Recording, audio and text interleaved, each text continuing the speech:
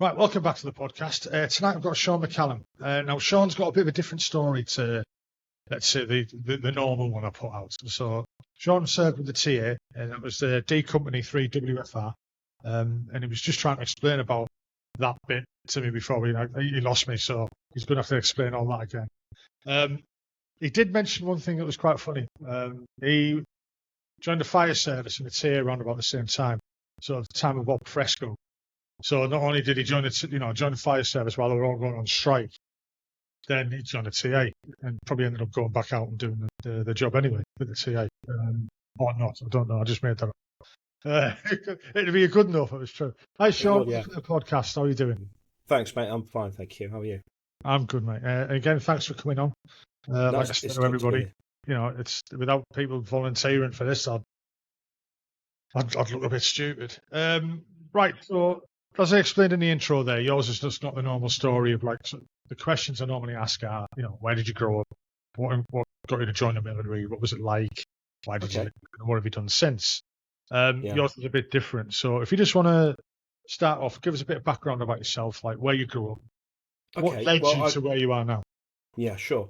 Well, I grew up in Sutton Ashfield on the Leamington Estate, or Lamo as it's more famously known, I think, or infamously known. My biological father was RMP, who served in Aden, although he was also a lunatic, and I don't have much in the way of memory of him, other than the impact that he left on my mum. And because he was a psychopath, and it's a very long story. It'll take 2 hours in and of itself. But nonetheless, my grandfather, I spent a lot of time with my grandfather because and grandmother, because my mum managed alone working and stuff. She was a bit of a forward-thinking woman for a time, in that she worked and managed to get a mortgage. I think it was about 1975 or 76. I think it was when I was like 2 or 3. So she worked a lot. My grandfather was my original sort of paternal figure, and I got my grandmother as well. My grandfather was Royal Scots Grey originally, boy soldier, Royal Scots Grey, and I think that would have been just after, I think about 1920. He did some time, then he came out, he went to work down the pit. World War II came, and he was mobilised through Hardwick Hall, which was close to us. There was a lot of mobilisation through Hardwick Hall, and he was scooped up. I think it was a Cheshire Yeomanry. I can't quite remember. I might have to look that up. And went through Palestine, Syria, North Africa, up through Italy, etc., as hundreds of thousands of them did in the 8th Army. He came back. From what I understand, he was also at that time off the rails, as many soldiers were when they came back. So my mum had a double sort of whammy of a dad coming back in 46 when she was 7. He was violent towards her, and then of course she met my biological father, who later in life who'd returned from Aden, and he was a nut job as well. So that left a lasting impact on my mum. And also me, although I can't remember the really early childhood stuff or memories of my biological father. But it did leave its impression in a number of ways. But I was lucky enough because my mum then met who became my dad, my stepfather. He's my dad, and he's a lovely man, and he's been my dad since. And I changed my name to his and stuff to get rid of the whole legacy of the other one. And I think from a formative perspective, the main thing that largely dictated the course of my life was my grandmother dying around about the age of what would it be? It would be 81, I think. So I would have been 7 or 8, I think, at that time, and she passed away with cancer, and it just literally obliterated my world. for some, like it dictated everything. And from that point on, and I was growing up on an estate which was rough, still is rough, and there were opportunities there for mischief and stuff. And so childhood became, an ability to write properly, an ability to perform at school, to concentrate more than anything. Smoking alcohol by the age of 12, 13, 14, soft Yeah, I've done drugs. that. Yeah, I did do that. as have many of us, haven't we? So the addiction thing, and generally being an arsehole, which Yeah, sort of been there, comes with done the that. territory. Comes with the territory, doesn't it? Yeah. And anyway, I had a short period of homelessness and then life in a doss house for a while I was using drugs and stuff. Came out of that with one simple thought that entered my head. I was on a come down in a doss house in Sutton, and I just had this thought, and it was a Sunday morning. I thought, if I don't get out of here, I'm going to be dead. I'm going to die. And so I got out of there, and I reported to Ashfield Homeless Support Group, which is no longer there, but at the time they were a lifeline for me. And they got me into a bed sit on Kirkby Road there, number 69 Kirkby Road, which was amazing. That was because of a gentleman whose name I'm ashamed to say I can't remember. He was an elderly gentleman who owned the property, and he wanted to do some good with it. And there were 4 or 5 of us in the house. There was another, there was a couple and stuff and whatever. That was that. And anyway, one night that burnt down. That was like, don't go to the bookies sort of thing, But yeah, we had a house fire there. And do you know what? One of the interesting things and coincidences about, this thing about the universe sends you messages and you don't realise it. But the first fire engine that attended eventually became the first fire engine that I rode as a firefighter.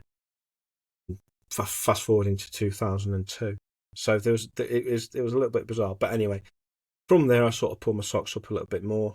Went into care work. Then I went into the pub industry. Came out of the pubs. Because it was a difficult living in. It was like living in a submarine without the cash. Do you know what I mean? It was towards it was in a mining village, and the redundancy money had started running out, and the pubs were starting to shut, and so it was difficult. And I went to the bakery, and I did an apprenticeship at a bakery in Huthwaite. And I sort of enjoyed that. But anyway, then the bakery goes bankrupt because it was like Tesco's and Asda and everything. They're just just swamped everything up, haven't they? Yeah, just squashing everything. So I ended up, going to work at Asda, which is where I met a man who's like been an ever-present. I can't think of the word. I just thought of joy, but I don't think that's quite right. An ever-present influence and steady sage presence in my life, and that's a guy called Ian Mason, who was ex-Para-Reg, and his brother Neil's also ex-Para-Reg, and they've done some amazing work over the years with the Cadet Force in Nottinghamshire. Just fantastic. Anyway, so I was talking to him. We both used to work nights. So I was talking to him. I said, "Oh, mate, I'm a bit bored and stuff and whatever."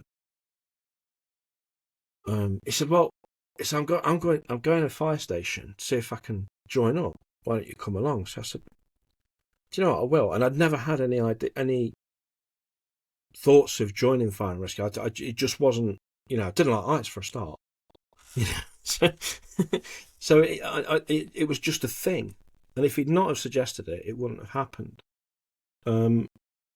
So I did anyway, and we both became firefighters, and that was cool. So we were in sort of basic training within the fire service, but on what was then called the retained section. So that's where you weren't full time. You had a pager, and the pager would go off, and you raz into station and get on the fire engine and go and come back. It wasn't, and you get paid a retaining fee. They've changed the name now to on call, but it's the same thing. And I was doing that, and I think one of the things about me at that time was because I'd spent so many years stupefying myself with, so I was like literally like on edge, and I thought it was energy. At the time I thought, but I was on edge to do something else, and so I said to Mace this particular another night shift at Asda, and I said, mate, I'm pissed bored. I need something more to do. And he said, well, why don't you go and join the TA down at Bath Street in Mansfield? Go and join the Woofers. So I thought, same thing again. Never even thought about it. Oh, yeah, go on then. So I will. So I did, and I went down there, and the recruiting sergeant major at that time was a big chap called Billy Smart.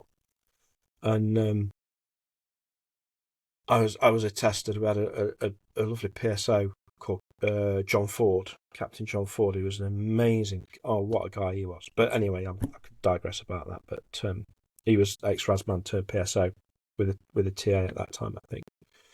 And so so I got attested, and that was that really. And so I was sort of running both streams concurrently, give or take a few weeks. So when you think about it, it's more when we return in the fire service, so you're like the TA, the fire service type thing, and then joining the TA as well. Yeah. So add them both together, and you've got a whole. Double stab. Yeah. And you see, I wasn't going to say the stab word. Look, I don't mind. It's all right. It's okay. Hey, I've worked with loads of TA guys and reservists, and utmost respect. Mate, I've never met a bad one. There's been one or two, but for them to come out on tour with us and do what we do, with all right, the company was the 6 months beat up and all that, and do the same trainings and stuff like that. But they haven't got the experience we have. But I mean, after Afghan and Iraq, there's a lot of TA guys and reservist guys out there who've probably got more experience than serving soldiers now. Yeah, I'll tell you about the training I had in a minute. So I was running both concurrently, and you know what, you're right. There's good and bad in everybody. And my only experience of the army was D Company, 3WFR down, which was east of England at that time because of the SDR that had happened.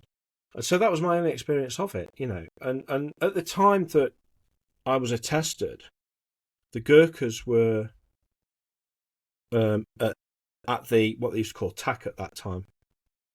And they were there for op fresco. So they were handling the fire strike. Well, they were doing what they could in the fire strike. Yeah.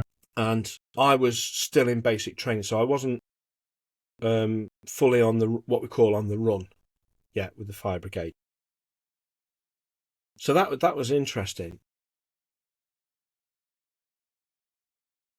That's just the way it went. And over the next sort of few months, I'd progressed through my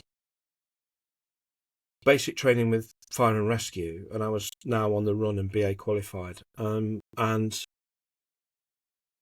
the way that the TA training worked at that time was you had like training weekends. So I think there were 4 training weekends, and then off up to Catterick for CIC, which I don't know if they use that term now, but at that time it was Combat Infantryman's Course, I think, CIC. I'm not too sure because I was never infantry anyway, so.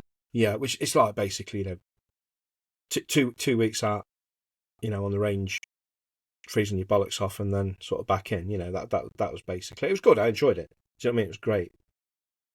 So that's the way it worked. Essentially, what it meant was that I'd had, and I think it was 23 days training when I got mobilised for Telic 3. Yeah. Fucking hell. Mate, honestly, I couldn't even fucking march. It was embarrassing. Do you know what I mean? And I've got the record, and it can't be beaten now because now it's changed to Mercian. But I was the only private soldier mobilised to theatre without having actually completed a company training weekend.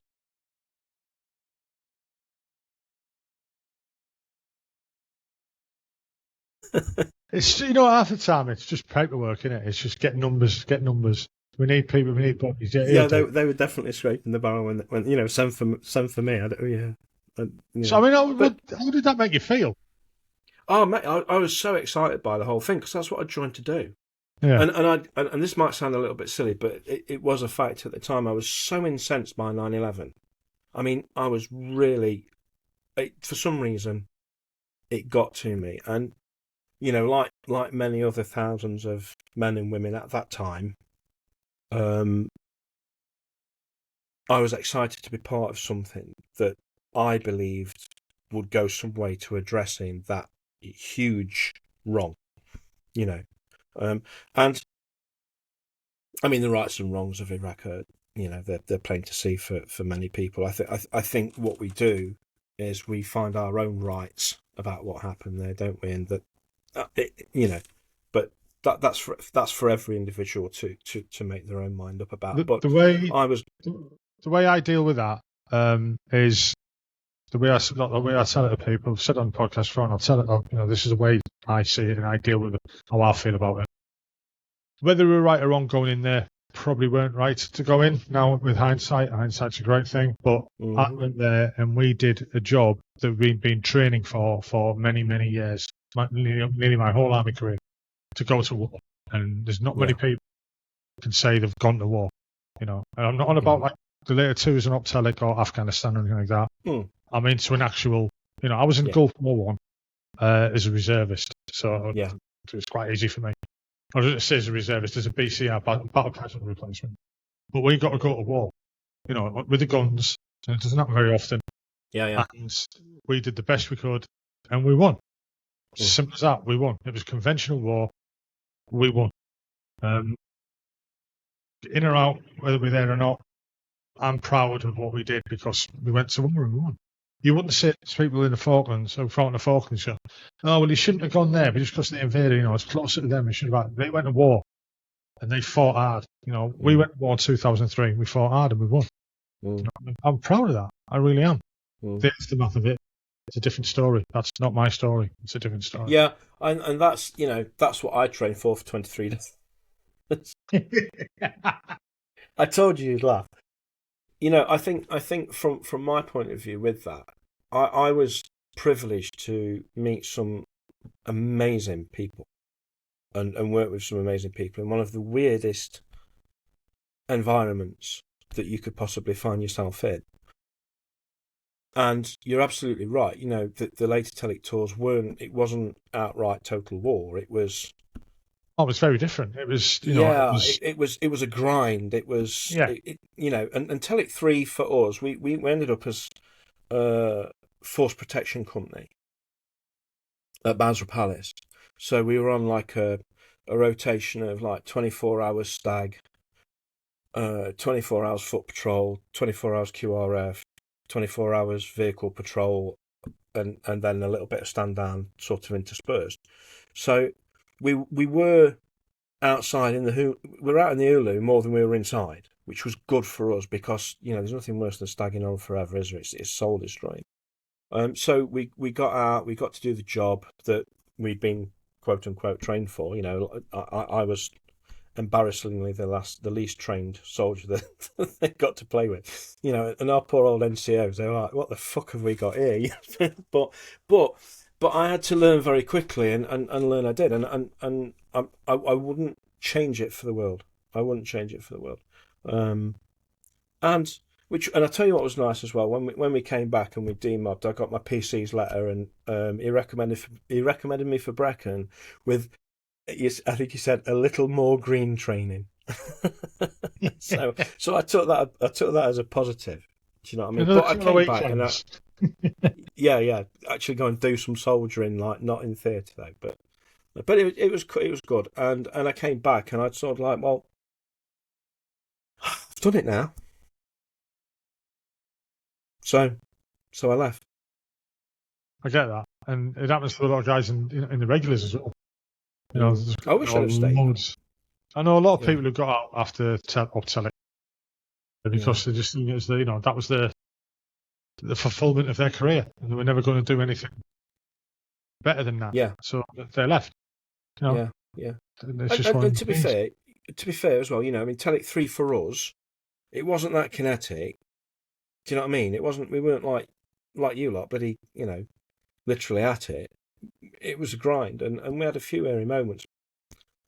Nothing like true warfare, if that makes sense. I always try and I say this, but I've never been to Northern Ireland. But I obviously, but I sometimes try and describe to people, say it's like Northern Ireland on speed, and I don't know what sense that makes, but it seems to make sense for me. A different type of it's a different type of combat, a different type of well, it's not even combat really, is it? It's just patrols and patrols and patrols, and you hope that you don't get bloody blown to pieces. Yeah, which is and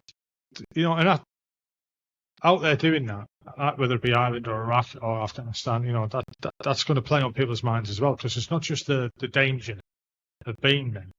Yes. It's also the attrition, the constant weirdly, the constant mundane, but also, when things appear normal and you're bored, you've always still got that fear that's, out in Ireland, you could be sat, on downtime, and you've got the worry of somebody fucking motoring you. Same as we had when, the last tour I did in Iraq, 2006, I think it was, we were at Basra Palace, and, the Chinese motors were coming over every other night. And we'd be sat outside the smoking area with our helmets on. Yeah. Playing Red Alert. A few brought laptops. Playing Red Alert, helmets on, having a smoke. All networked together. And there's motors coming over. And we were like, I'm not going inside. I'm fucking staying in. I'm winning. Yeah, we got a bit of a bollocking for that. But there's, that constant threat is there. Whether you're involved in it or not, it's still there in the background. And it affects you. It might affect you then, but it affects you later. No, most definitely. I mean, the thing is as well, from a psychological point of view, which I'm sure we'll come on to in a later, I can look back now at the me that was there, and I can see how, you say, like a crow, really. Do you know what I mean? I wasn't much more than a crow. It's in Telic 3, and the mainly boys and some girls around me were far more experienced in terms of the TA, but they weren't experienced in terms of Telic 3, in terms of Iraq. So there was still a level playing field on some level, but nonetheless, like your contact drills and stuff like that, I had to really sort of buckle down and get to know my stuff. At that time, if you put a rifle in front of me now, I wouldn't be able to. It's not just about the training either. You've got to think, right? So I joined at 16. I joined juniors at 16. Right? I didn't grow up until about 2012 when I got out, 27 years later.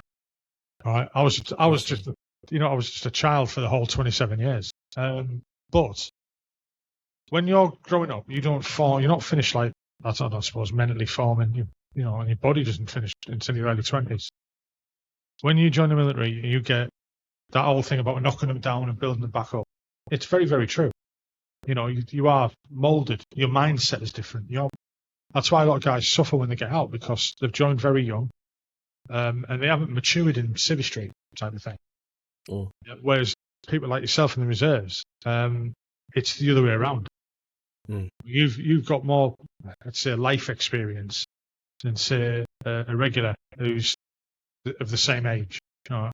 Yeah. I know lads who got out of the army and didn't even know you had to have like car insurance and just little things like that, because the army took care of everything. A lot of guys suffer from that, when they get out, because they don't appreciate it. Definitely. So you having that life experience has benefited you in them situations as well. It has, and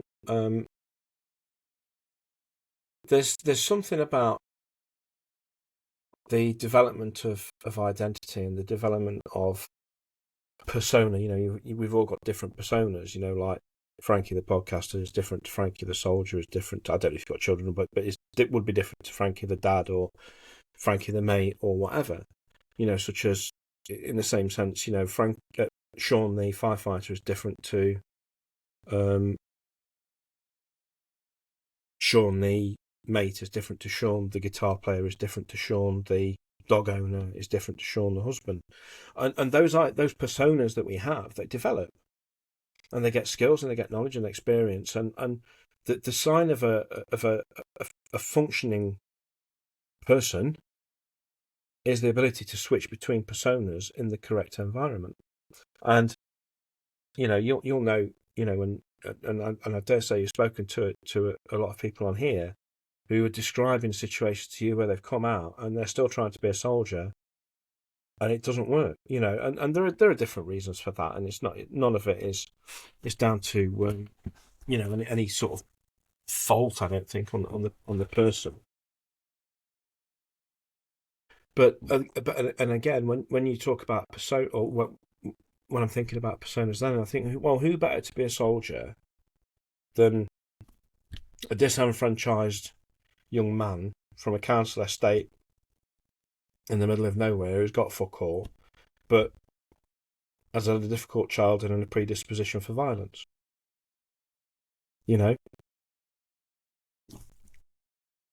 What better to do than to pull them in, make them better at violence, make them more effective, make them more efficient, and therefore, there's your common garden infantry soldier.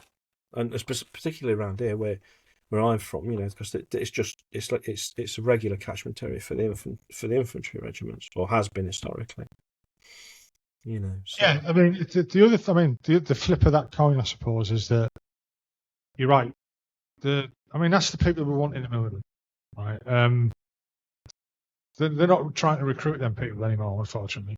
But that's what we need, especially with what's happening in the world.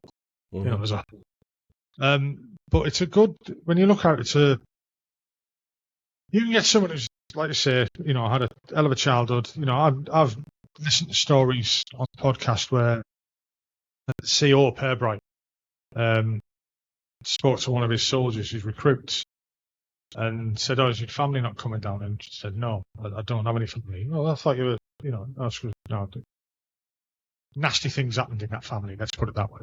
Yeah. She was on her own, basically. She goes, I don't have any family anymore. And he turned around and said, "Well, look around you. This is your family now." And that brotherhood, sisterhood, the family, that does form a bond as well. But you're right, when people leave, they're that used to that camaraderie and everything, and it is hard to change. That persona is ingrained in them. You're right about the personas. So my name's Andrew. Frankie's the nickname I picked up in the army, and he's probably very different to, because I'm a knob as well. But I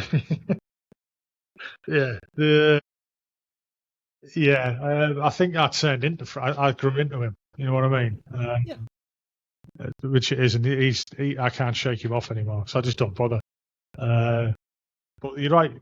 That's probably why a lot of guys do suffer when they come out. They can't get rid of that part of the life, the persona. And some people would say, well, they shouldn't have to.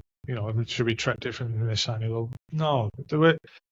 I interviewed a guy called Tim Davies, and he said this way. He put it this way. He said, "Look, out there, it's chaos." He goes, "You come out of a very ordered structure of being in the military, and all of a sudden it's chaos. People late for work and nobody says anything. It took me years to get used to that. A long time. The first time I was late for work, the first time I had called in sick, I was like, I didn't understand what was happening. I didn't understand that I could just go, I'm not feeling well, and I'm not coming in. And they go, yeah, all right, see you tomorrow. And you can do that in a minute. It's a hell of an adjustment out there for people, as for some of us.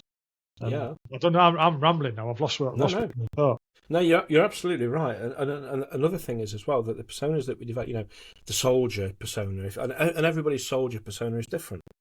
Like Frankie was different to Flem, which was me. And the thing is, they're successful.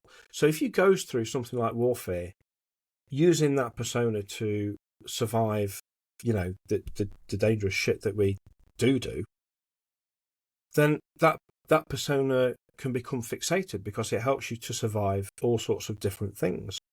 And of course, you go out back into civilian life, and it was still a little bit true for me as well, because I was a bit of a dickhead when I came out. I'm not saying everybody's a dickhead, but I was. persona that you've been inhabiting for, like in your case, you're 22 and more, I think you did, didn't you? Yeah, I did 27. Suddenly, you've used that persona for absolutely everything, and then you're in a situation where that persona is not necessarily appropriate for some of the environments and contexts that you find yourself in. Do you see what I mean? And there's a thing goes around Facebook regularly, and I love to see those about it's not a good idea to, fucking punch somebody in the face. It's not successful in Siri Street and all that sort of thing. And it's absolutely true. And I suffered from that, to be honest. Yeah, natural. It's just I found it really hard to fit in environments with clients and stuff like that. I'd go in all happy and joking and taking a piss, literally, and some of them loved it. Some of them did. They thought, oh, this is great. He's a down-to-earth guy, blah blah blah. Yeah. Some of them didn't. They took great offence, let's say, to it. And I couldn't understand why. And it wasn't, I still fucking don't, to be honest. Life's too short. You're fucking dead a long time. Don't try not to get too upset about everything that's fucking going on. But even saying that, that's not that easy to do. We all suffer from, worrying about the past, depression, worrying about the future, anxiety. That.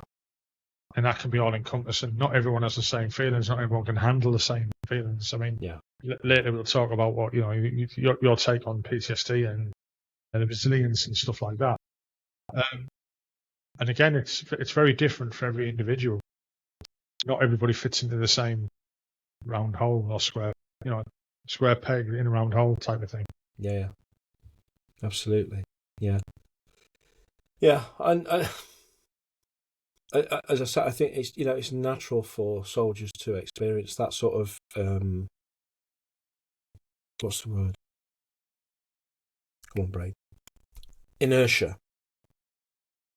When re-entering or entering, in some cases, civilian life as an adult.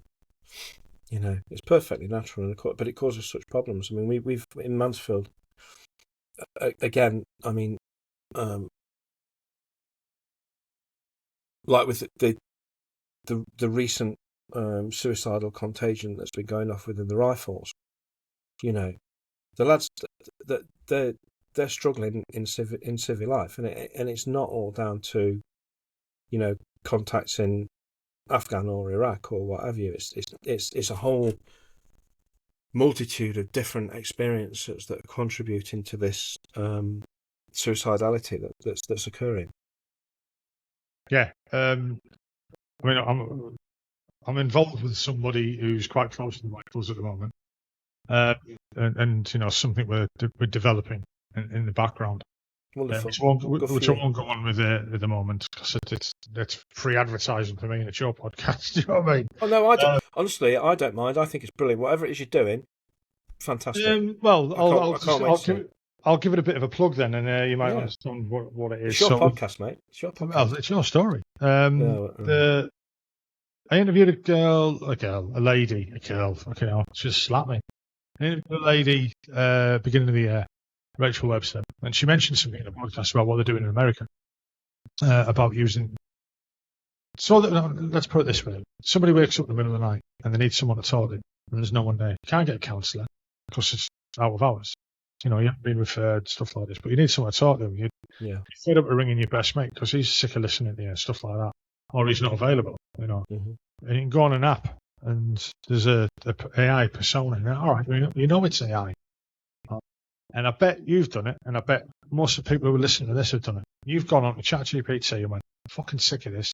I feel like I'm sick of this happening, that happening," and it talks to you back, and you're like, "All right, okay." I mean, I did it, and it was like I was a bit pissed at the time, and I thought this will give me some good answers.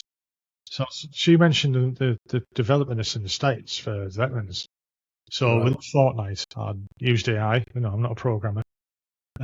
I used AI. We built an app platform where you can just pick your phone up in the middle of the night, go on it, and chat to Tommy, or you can chat to Bob or wherever.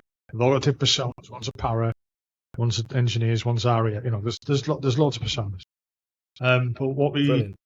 what we discovered is that that's quite fucking dangerous, right? Because it can give the wrong advice very easily, and it can give advice, and what it shouldn't do is give advice. Yeah. I went up and done a level 1 counsellor's course recently at the beginning of the year. Level 2 counsellor's course at the beginning of the year.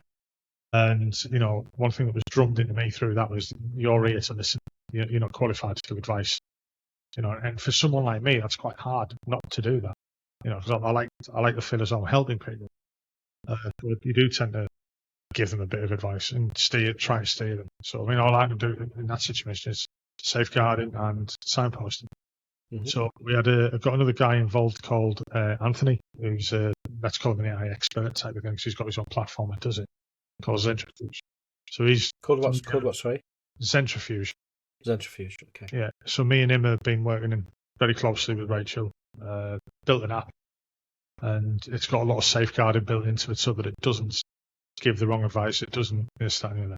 Now the whole idea originally would be that if it discovered there was an issue with suicidal ideation or anything like that, it would pop up, with a safeguarding alert saying, do you want to talk to somebody or do you want to talk to peer-to-peer? That's for the future. At the moment, it pops up and says, ring this number, which is 111 option 2. And you are put through, that's an NHS number that everyone knows 111. But if they don't know is if you choose option 2, you'll get put through a counsellor who'll triage you. If there's one available, which there generally is. So our platform is basically a mental health triage system. Brilliant. Developing, and well done. We're going to be speaking to regimental associations and stuff like that, try and get involved with them, and push it out that way. It'll take a while to come out, but it's all got to be checked and all the make sure it's safe and that. But that's going to be my contribution to veterans' mental health. Hopefully. Is that all? Yeah, that's a massive thing. Yeah, that's a massive thing. There's other sides to it as well. I went a bit mad developing it. It's got. I won't go into it on here, but there's a lot bigger. It's even got learning portals and all sorts. I went a bit. Brilliant. Yeah, I think there's a lot to be said for it. There's a lot to be said for. There's a lot to be said for AI. I know there are concerns about wrong advice and stuff like that, but I know a guy again in America who's been developing. I think it's called Ciento.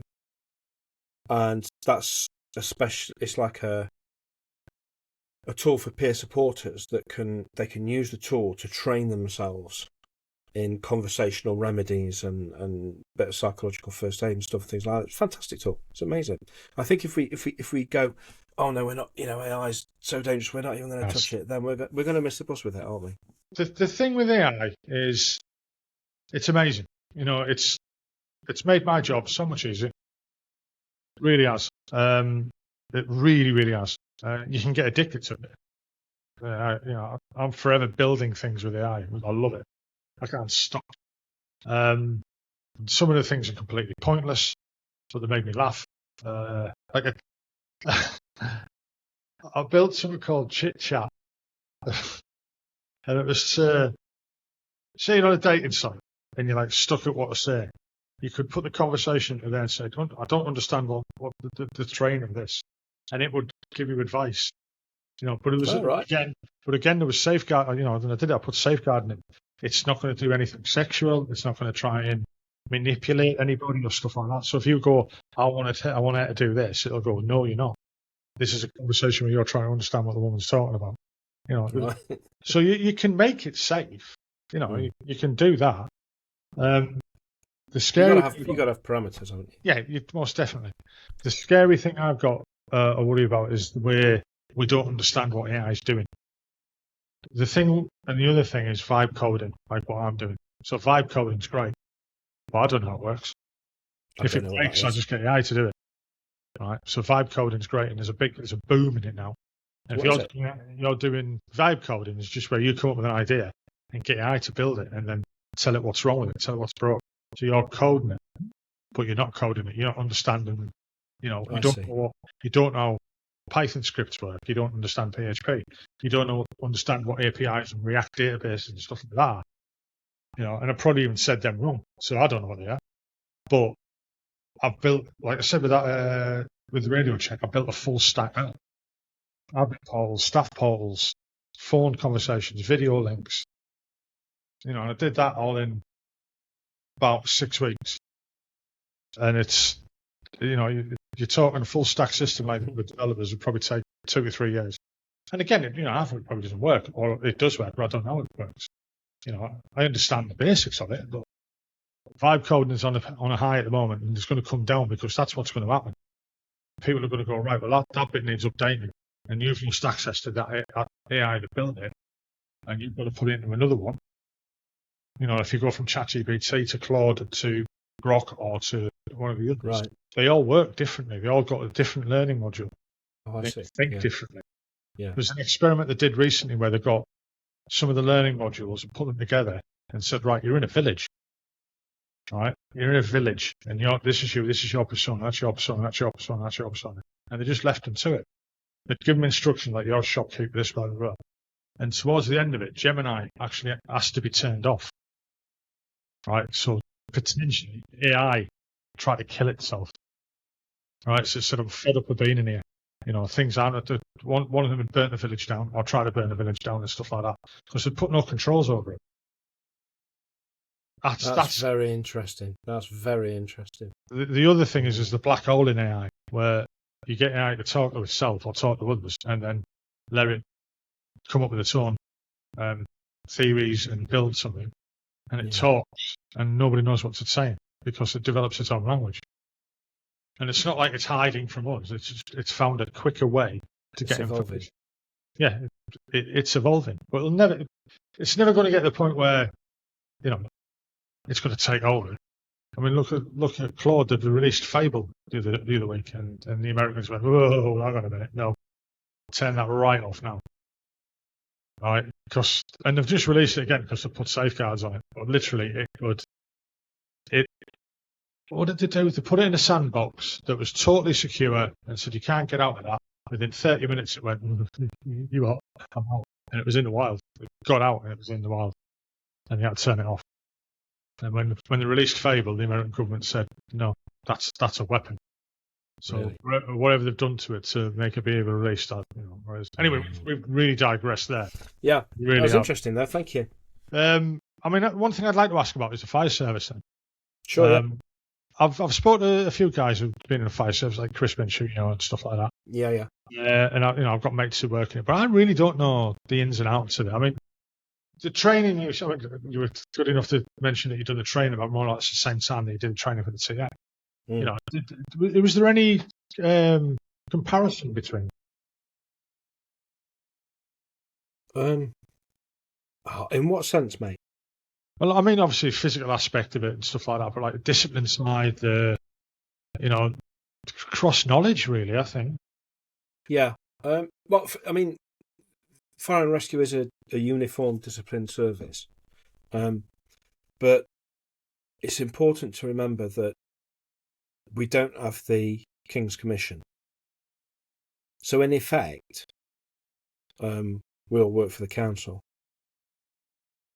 Which makes it very good, does it? Sorry? So it doesn't sound as good, does it? No, not really. No. But we have military symbolism or pseudo-military symbolism within that. I mean, a lot of it comes from the Royal Navy, like the original stuff, because there was a lot of rope work and line work and knots and niches and all that sort of stuff. Watchers, for example. So there's a large sort of military thread running through fire and rescue. Although,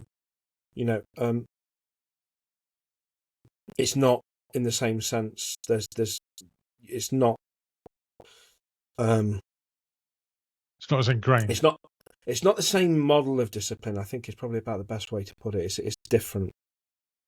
It's different. I mean, on a fire ground, I'm what's called a watch manager in fire and rescue. So for my period of duty, I have a watch. I've got a fantastic, lovely bunch of lads. They're awesome. I have sort of managerial responsibility for the station for my period of duty, and incident command in terms of operational mobilisations up to a certain level, depending on what the incidents are. But as in first line incident commander, and then if it gets really fruity, then the command structure sort of expands and it gets taken out of my hands and stuff. Or I will be given a like a sector commander's role rather than the incident commander's role. So on a fireground, orders is orders, because it's that's just the way it is. But even then, we don't blindly follow orders. There's a culture in fire and rescue where I expect. So say for example a scenario. There's a building on fire, and I'm first in attendance with my machine, and I've got say for example to deploy 2 firefighters in breathing apparatus into the risk or into the fire as such. It's my job to risk assess all that dynamically, weigh up the pros and cons of whether it's worth risking these 2 people's lives for whatever it is that's on fire. If it's personally reported, which was the term that we use in case there's somebody in it or what have you, that changes the dynamics of everything. And I have to make decisions based on my level of situational awareness at that time. Now, when it's all going, Pete Tong, your perception, you sort of have to train your perception. It comes with experience in order to grasp the best situational awareness that you can. But these 2 guys, their lives depend on my decision making there and then. And if I, fuck that up, they may not be going back to their wives, husbands, children, whatever. So I expect my firefighters to tell me if I've missed something, and I will be disappointed if I haven't. Do you know what I mean? So firefighters tend to have culturally more. What's the word? I'm trying to think of the word. It's not dissent. It's they're more empowered than the average squaddy. Do you know what I mean? If they say, look, sure, there's fucking no way I'm going in there. Have you seen that, you fucking lunatic? And I'll go, oh shit, sorry lads, no, you're not going in there. We'll do something else instead. I need that to happen because that keeps me real and it keeps me sane as an incident commander. So if you liken that to the military, and I was going, right, I'm sending a I don't know, say for example it's a section attack. I say, are you fucking joking? They've got a machine gun down there, mate. We're not going fucking anywhere near that. That's just not going to happen, is it? No. Do you know what I mean? I bet a few people have thought it, but yeah. yeah, absolutely. But you'd be a brave man. But that's the sort of difference in terms of discipline. So there's a healthy, I believe, unofficial system of critique, if that's the right way to put it. Do you know what I mean? They're not afraid of giving some feedback when it's needed. No, and a good incident commander shouldn't be afraid of receiving it. Yeah, which in all walks of life, people who are in charge should be able to do that, and sometimes they don't. And it doesn't matter what job it is. I've seen it. Yeah. Not in the job I'm doing now. I've seen it in other places where, the leadership skills of certain people, let's say, aren't as good as they think they are. Yes, absolutely. But I mean, it's only. Oh, sorry. No, go on. I'd say it's only insecurity in leadership that's fearful of criticism or advice and guidance. Because I might have, say for example, it's not the case now because I'm 52, but when I was younger, I could be in a situation in command of an incident. Much like with the younger platoon commanders and stuff like that come out of Sandhurst. And I might have been, let's say for example, 38, and I've got a 54-year-old firefighter who's been there, seen it, done everything, has forgotten more about the job than I know. and I should value that person's experience, not be frightened of it. You know, I was quite lucky, really, towards the latter end of my career in the army. I mean, I said I did 27 years. I thought I was a full screw, you know. right? I was a flyer, you know. Fucking hell. I might have been in trouble a lot when I was first joined. Put it this way, I didn't get my LS&GC. Okay. But the job I ended up in, I mean, I look back on when I was a young sprog, Nick. Mm-hmm. You'd see these old full screws working in the training wing or something like that, you know. They were coming towards the end of the time, and you just looked at me, fucking knacker, you know. But that ended up being me. You know, I ended up doing a desk job for the last 6 years of my career. It should have been the last 2, but they extended me. But if it wasn't for me doing that job, somebody over there would have been taken off the front line, let's call it, and actually go and do that slot. So there is a place for the old fat knacker. And I was downgraded as well.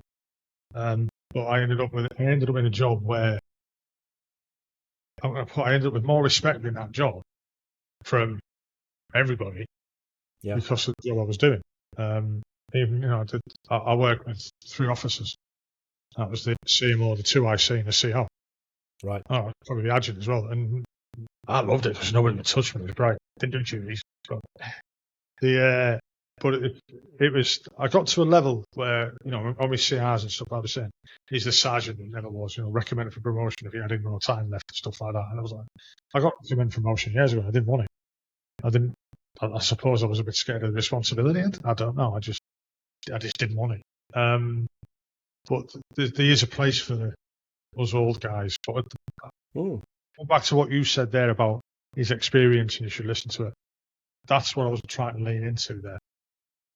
I was getting phone calls off other regiments and other places, some, you know, reserve units. I was getting calls from Glasgow. I was getting called from HQDRA. And they were asking my advice and stuff. And I'm like, and this was about manning. It wasn't about, you know, tactical awareness. It was about manning in the army or manning in the regiments. And I was getting, you know, I was asking me questions. Fucking the bosses, you're supposed to be asking them, and he'd look at me going, oh, no. You know, it's your job. That type of thing. Yeah. So, you know, it goes both ways, doesn't it? You've got to use the experience that's around you. I think so. Went off on a fucking tangent there as well, didn't I? Oh, mate, I don't mind. I'm loving it. It's great. The other thing as well is, you know, like, is mutual respect. That's the thing, because I challenge my officers, but, you know, sometimes I've let myself down and, you know, ended up having to wire my neck in and stuff. But generally, you know, I'm not that much of a dickhead these days, and so I challenge upwards, and I'm quite happy to be challenged as well. That's just the way the world works. But you've got to have mutual respect, and that's the thing.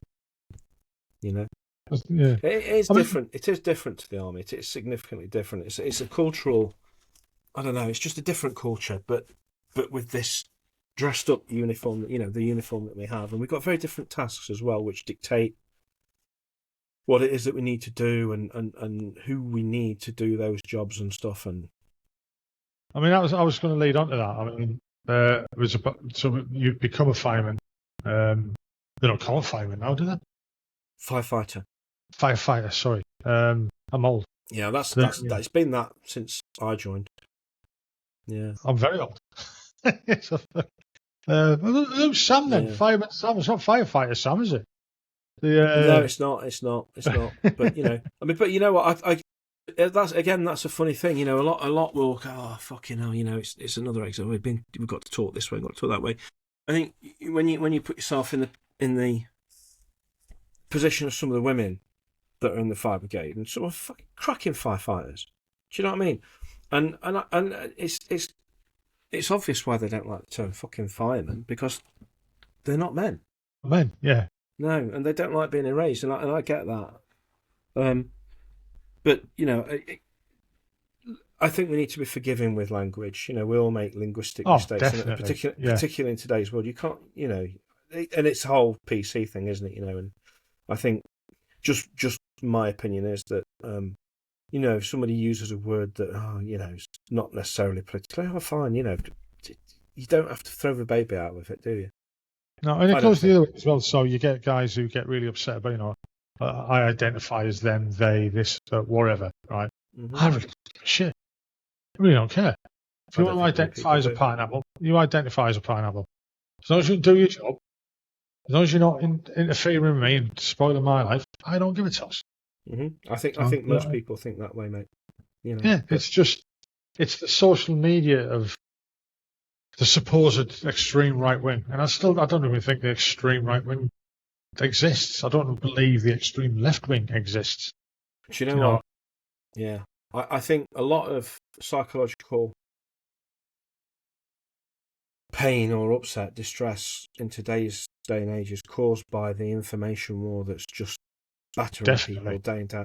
You can't see the wood for the definitely. trees. It's so difficult to even achieve some form of stability in terms of the world that you live in, because every day it's just a different thing, and it's mind blowing, some of it. Anyway, I'm rambling on. It's them things.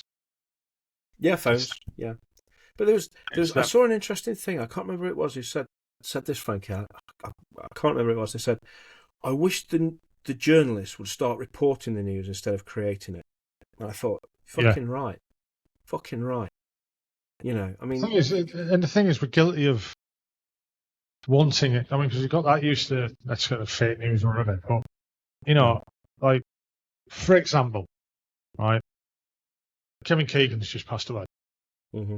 Right, I found out on a Facebook post.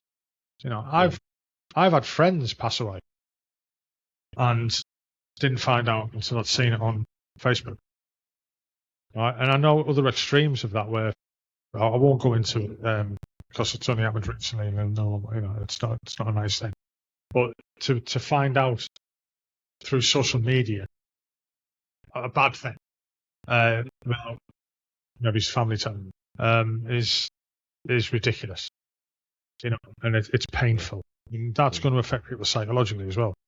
I mean, definitely. the one thing, when I've spoke to guys in the fire and rescue service, and something else I found out recently. So the app I was on about, and we got approached by Met Police and All said, right, cool. could you do something like for this? I said, yeah, very easily. I just change a few names, change a few things, and it makes it for the police instead of the army or the armed forces. And the same is equal for the fire service. The same is equal for ambulance service, first responders and stuff like that.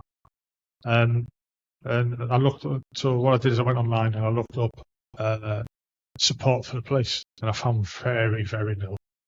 Very, very little. You put support for the armed forces, and there's 2,000 charities out there, right, that will support you. No one can get hold of half of them because half of them can't afford it, and this, that, and the other. So I looked at the police one, and it was like next to nothing. And I looked at the fire service, and it was even less. Looked at the ambulance service, couldn't find anything. So, I mean, you guys out on jobs, you're out on a job and see far more worse than I ever will or ever did. You're not in combat. You don't expect to see looking what you come across. You just really don't. How do you deal with it? How do you get the support? The way I understand it, it's the gallows humour between yous as well. But Oh yeah, it's all in house. There's not many external agencies that are there to come and support well, yous. we have. I just like with regard to the police, just something, if you don't mind me giving a little plug to a guy called Lobby Thornton, who may well be worth speaking with as well, mate. He runs an organisation called Trojan Wellbeing, and it's like a ground up support service, and he's doing some amazing stuff across the like financial well-being, access to therapy, and all sorts of stuff. And they have the federation, but it seems to me that from what I've seen on LinkedIn and other platforms, that there's not an awful lot of faith in the federation. It's like a union, but it's not a union. Fire and Rescue, we have a union. We have the Fire Brigades Union, which is a trade union, but then we also have the Firefighters Charity. And most firefighters donate to that out of the pay packet every month. Feels like, I can't remember what it is at the moment, to be honest. It's just like the dumb thing that you chuck a tenner or whatever it is. It comes out of your wages at point of pay, and it keeps a firefighter's charity going. They've got a centre up in Penrith, and another one at Arkham down south. So that's there. And in terms of the ambulance, I honestly can't speak for them. I don't know exactly what it is they've got. I think they have like a charitable organisation, but I can't remember its name. But when it comes to the more unpleasant nature of some of the incidents that we attend, the best therapy that we have is the mess table. Definitely, and again, mess, naval term, military term, and then beyond that, different services have different provision for recovering from what I call, or what is generally termed, a critical incident. But the thing with it is that you may have. So here's a question to put before you and your listeners, or a statement really, and that's that there's no such thing as a traumatic event. Okay, now bear with me with this, because no event is inherently in and of itself traumatic. It might be unpleasant, but there's nothing that jumps out of you and leaps into your chest and goes, "You're traumatized now." That doesn't happen. They're just events. The secret to this lies in the way that we perceive or not the actual experience, and how we experience it and how we interpret it. If, say, for example, we were to have, I don't know, say for example, a road traffic collision that's a multiple fatality, you might get maybe between 30, sometimes, depending on the size of it, sometimes 40 responders attend that incident before it finishes. And you might, unfortunately, I don't mean to be disrespectful, but you get the bodies and the blood and the snot and the broken bones and the unpleasantness and the things that should not be. And it might be upsetting, but occasionally, maybe one might come out with something that looks like trauma or PTSD in the longer term. So you have to question what's going on in the other 39 that's not going on in the one that's got the long-term traumatic issues, and why has that become traumatic? And so, are you okay bearing with me with this while I... Yeah, absolutely. Okay, cool. All right, so here's a little exercise. If you consider or recall something from the past that was upsetting, like an incident that you've experienced, and by incident it could be, divorce, it could be whatever, but an incident that you've experienced in the past, and just give it a mental name, just like a little note to yourself. I'm not asking you to reveal it, okay, because we're on a podcast, okay? Now, what I want you to do, mate, is to think about that incident, whatever the name you've got, and ask yourself, what was the very worst part of it? And you'll find it straight away, just like that. Got it? Okay. Now, the thing about that aspect of the incident is that it will be linked to some aspect of your value system, your morality system, your moral system, on your intentions, things that you want to happen and things that you don't want to happen. And it will be to some degree painful because it somehow transgresses or frustrates or violates that framework. Do you see what I mean? Does that make sense to you? Yeah. Okay. That almost has caused moral injury. Sort of, yeah, because trauma is based in intention, like moral injury is. I'll come to that. So, but things that you don't want to happen, things that should not be, things that should not have happened, do you see what I mean? Or things that you wanted to happen that were frustrated, things that you were prevented from achieving, so on and so forth. And that, what that tells us, Frankie, is that actually the incident itself only provides the wider context for that thing. So it's not the incident. It's that little part of it. You see what I mean?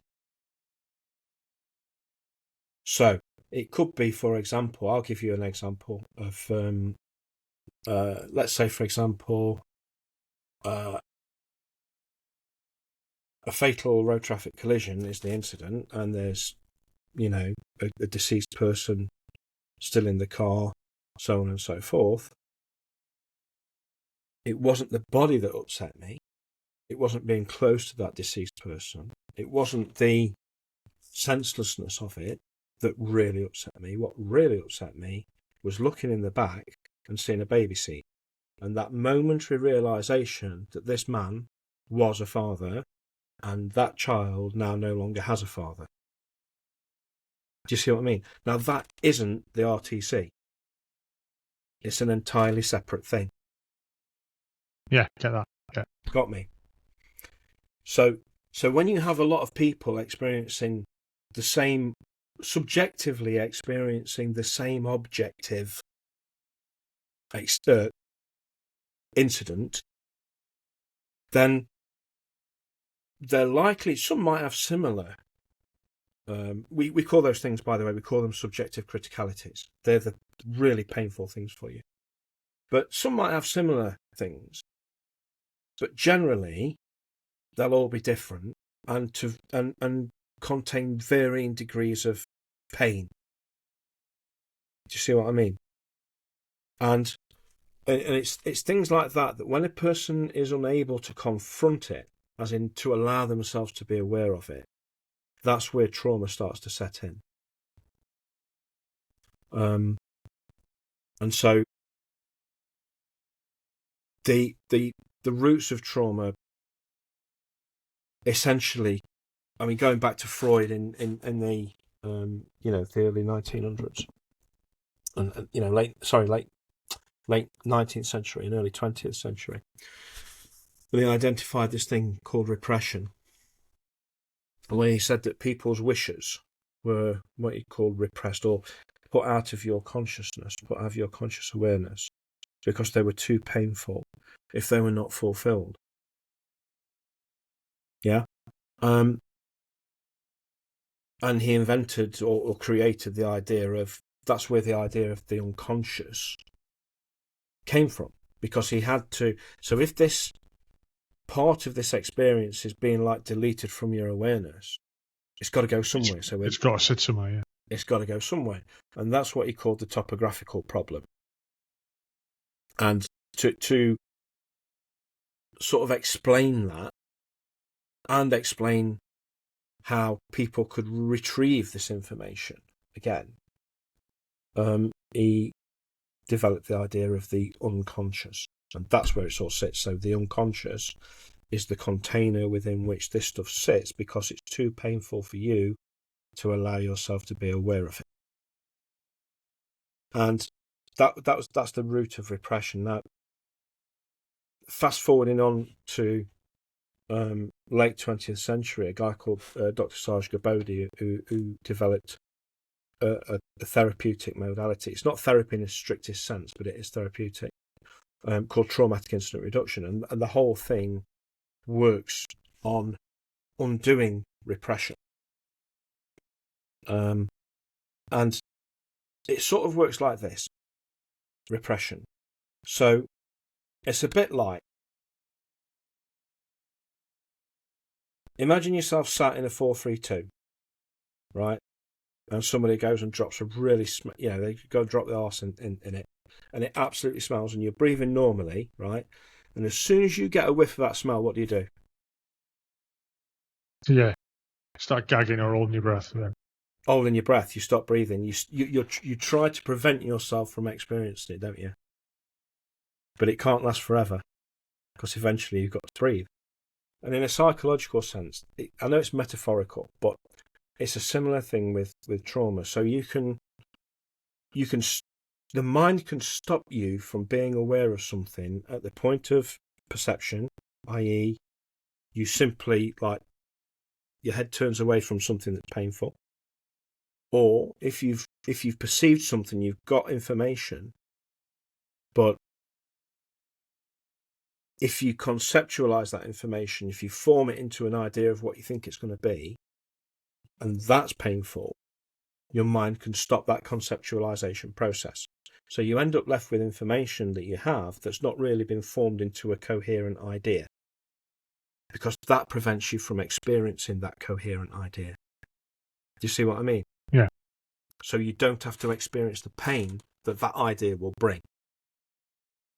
And then there's what we call factual arrest, where you can have an idea. An idea is just an idea until you assign some truth to it, factuality. So you can get to the extent where you can form a concept about what this information is that you've perceived, but you can then subconsciously choose not to attribute truth to it. So it doesn't become a fact for you. It just becomes an idea that could or couldn't be true. And if it could or couldn't be true, I still don't have to experience it as a fact. Well, the mind does it. It's literally mental. Yeah. Yeah. I mean, Yeah. One thing I discovered with you know, and I'm kind of stuttering here. No, sorry. The mind is a magical, dangerous thing.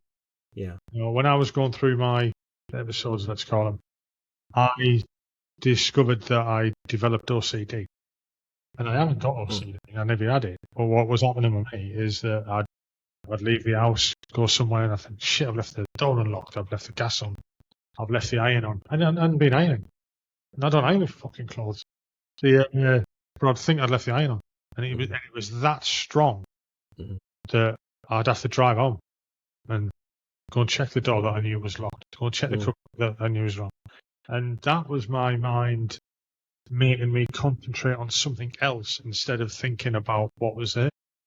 Absolutely. You know, Yeah, and that was my mind doing that. It wasn't me, or it was me unconscious doing it. Yeah. You know, but it was my mind. And, you know, I'd done the course I did at the beginning of the year. We spoke, you know, about Freud and Jung and various other ones, you know. I forget who now. Been a while. And it's the school's out on Freud even now still. You know, well, he was obsessed with sex and his cocaine habit, and you know, you know what I mean, that kind of thing. But he got a lot wrong, but he got repression right. He really did. He got a lot right, but if he got a lot wrong or a lot right, he made it fashionable.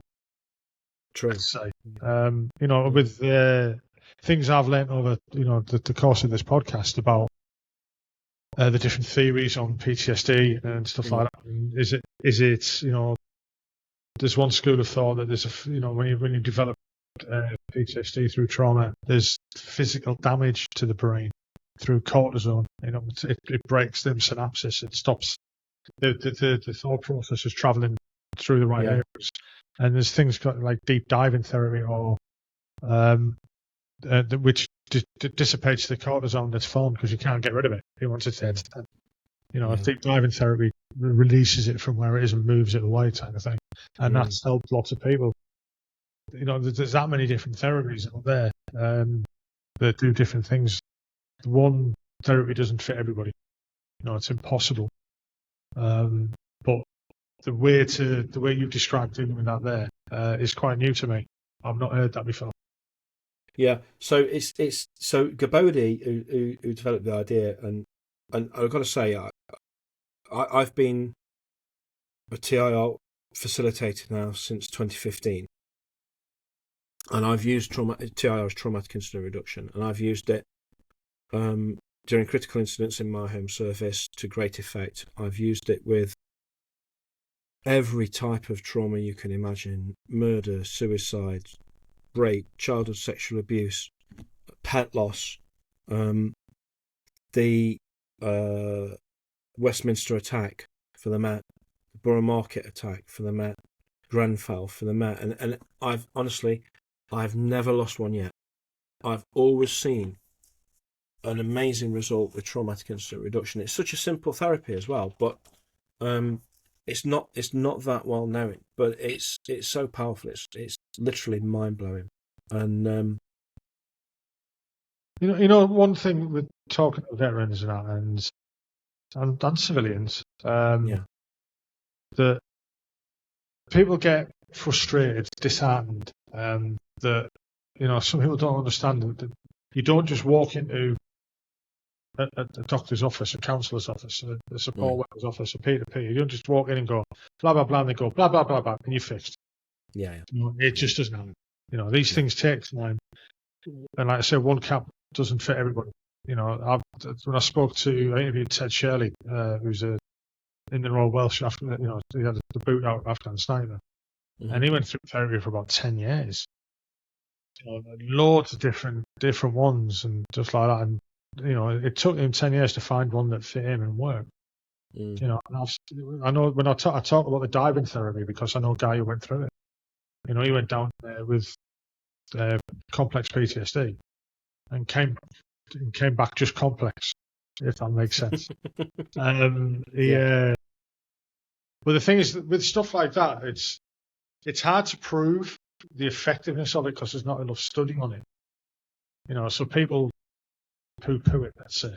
You know, that diving therapy, for, let's say, take example, you can't do that in the UK because it's against the rules, because you're taking somebody who's not qualified down to like the depths that you're not supposed to take them down there. So they can only do it out in the Caribbean. Right. Okay.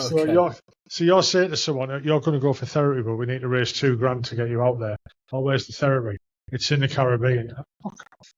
He's going out there, jolly, right? And I know a guy who's been through it, and I've interviewed the guy who runs it, and I've seen both sides of it. And everyone who's gone down to that and he doesn't just do veterans; he does, you know, like the gambit of people that you've just discussed.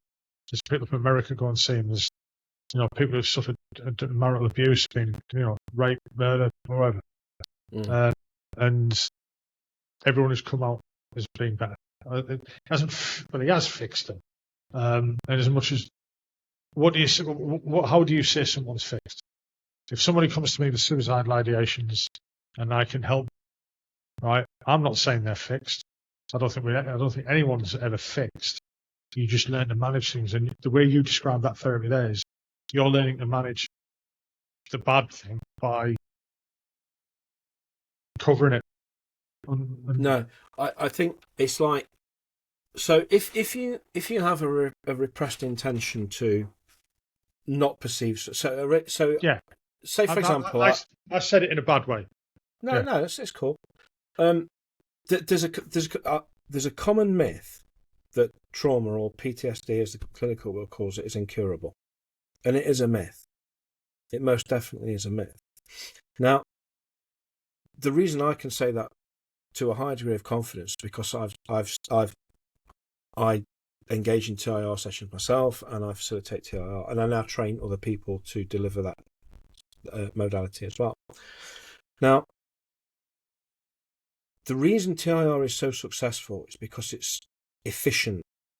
Its secret lies in its efficiency. So it's targeted at repression. So it's a simple process that helps a person to lower their motivation to not be aware of something. And it's that simple. So if I choose, you know, like, I'll give you an example, right?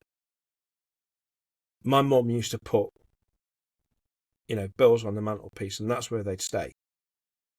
Do you know what I mean? Until she was ready to confront that and try and get it paid. And in a psychological sense, what we do is when we repress something, some aspect of an incident that's acutely painful for us, it's still there, but you're just not aware of it. You're not consciously aware of it, because that's what the mind's doing. The mind is going, you're not looking at that, Frankie, forget about, you know, to the point where you don't even know there was something there to be aware of in the first place, which is a bit trippy. But nonetheless, the reason it's being held away from your awareness is because it's painful. You're motivated to not experience pain. And you'll always choose not to experience pain above choosing to experience pleasure, if that makes sense. Because it's painful. So your mind is holding this thing away from you because of your desire not to experience pain. If you reduce that desire to not experience pain by gradually, in some sense, desensitizing, there's a desensitizing element to it, to a point where you can allow yourself to be aware of that subjective criticality, the thing that's most painful. And once you realize what it is, it's literally like putting the last jigsaw piece into a baked bean jigsaw, because you know that you've got the whole incident. I'm going like that as if it's my picture here. You can recall the incident, and what you recall is what you think it is. And then in TIR and in other types of therapy, although it's much less efficient, people will reach an insight and they'll go, oh, for fuck's sake, that's it. That's why it's been bothering me. And that's what we call an endpoint. And at that point, when they have that realization, that information has come from somewhere, because we haven't given it out, which proves that something's been there to be pulled back, if that makes sense. Sort of reinforcing Freud's view on repression. And when they have that insight, that incident then will fall into the past and it will just become another war story. It might not be a pleasant one. It might always be that was a shit job. But instead of it intruding on my mind week in, week out, causing me all sorts of, aberrations and pain, it's just, it happened, that was shit. And there's a very distinct difference between something that's over and something that's ongoing, because when you think about it, you said something earlier about depression, looking back at it, I think. Yeah. Think about this. Why is it that the incident that occurred there and then, right, is still in your here and now, and you're frightened of it being in your where and when? Do you see what I mean? Now, and it's simply because of the repression. And if you undo the repression, it will just fall into the there and then. And you can pull it into your here and now when you want to recall it, but then you can put it back. And people often, you can literally see the relief that people experience having dealt with something that they've been unable to fathom for years. So how do you... I don't want you to give trade secrets away, I don't know. How do you coax people into, or is that the right word, coaxing people into that realisation? How do you get them to that point? Excuse me, it's a really repetitive process. It's really simple. There's a lot of skill in applying the process, but it's a simple 3-part process where we take somebody to the start of the incident, we take them through it, and then we get them to tell us, and we keep repeating that process until eventually they go, and there it is. There's that little piece of information. And the thing is as well, people do this naturally sometimes. Have you got time for me to tell you a lovely little story from D-Day? Yeah. Of course so. Right. Because this was amazing, this thing. So I was lucky enough to take, I started a breakfast club, a veterans breakfast club in Mansfield and Ashfield, with the help of Derek Hardman, who started the breakfast club movement. But anyway, we got a guy, Jeff, who went in on D+11, I think it was.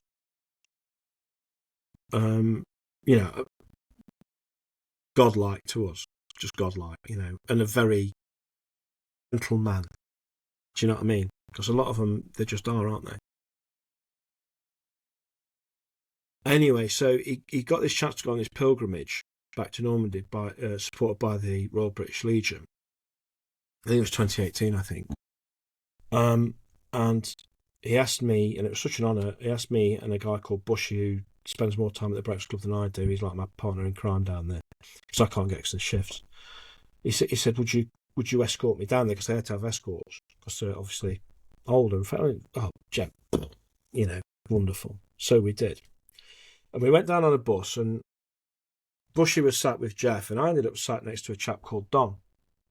And Don was a signaller, and he'd gone in with the Canadians on a half track.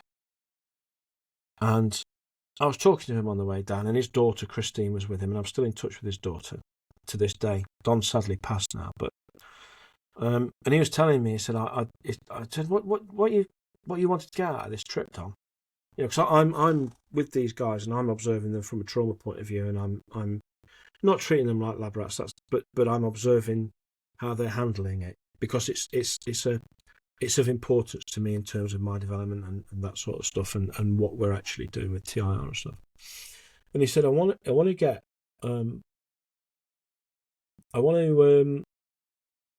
find the name of a village that we went through when we came off the beach.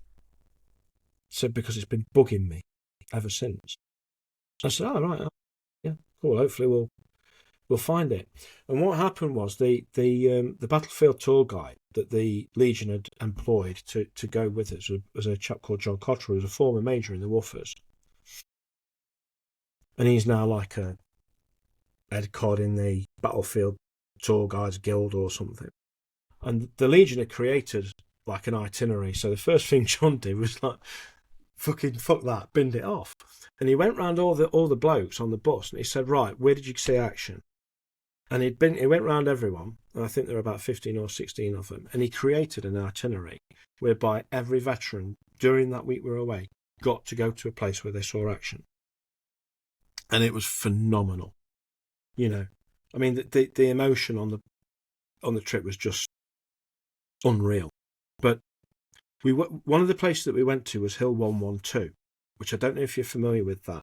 Okay, I wasn't aware of it till I got there. But Hill 112 overlooked like the Normandy sort of. Is peninsula the right word? I don't know. Yeah, go for that. Near Caen, that way. So it was a place of strategic importance because of its oversight. And Rommel, I think, said whoever controls 112 controls Normandy. So that it was a massive importance, and there were 2 or 3 battles over it, and eventually the Allies won out, and the SS sort of moved back and what have you. Anyway, so at Hill 112 is there's a massive sort of map, like a table map with the troop movements and positions and stuff and things like that. And there's an old tank. Is it a Centurion? I can't remember. Big old tank that's there. And around the memorial, there are like what look like little mini trig points, and you walk round them, and they're each like got a triangle, and they're pointing off into the distance from the hill. And so it will be, I don't know, I'm just pulling something out of the air. Say some village name over that way, and it's like 20 miles away, and 14,000 people were murdered at the hands of the SS or whatever it was. So there was a memorial for each one. And I'm walking around with Dom, and he sort of looks down and he goes, well, bloody hell, that's it. And I can't remember what it was, unfortunately. That's it. That's the place. So, and honestly, he literally, you could see a change in his stance, his stature. And you could see him going through this massive endpoint. He'd found the place that he'd gone through when he left the beach. And I thought, well, I'll have a word with John Cottrell, see if there's any chance of us having a slide through there on the way or whatever. Shouts over to John, and John comes across and said, John, this place, this is where Don served there, that place. Will we be going anywhere near it? And he said, oh, no. He said, we're not going to be able to do it because we've got this, and that, and whatever. And I said, oh, well, that's a shame. I said, well, never mind, Don. I said, John, Don says he went through that village as soon as he got off the beach. And John went, I don't think he did. He can't have done, because that village was like 24, 25 miles inland. So it would have been at least 2 weeks before he got there.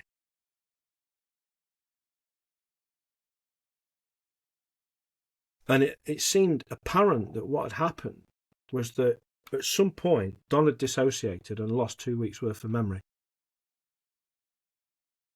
Just phenomenal. I'm on the phone to Dr. Durkin, the guy who trained me. I'm saying, John, you're not going to believe what I'm witnessing here. It's phenomenal.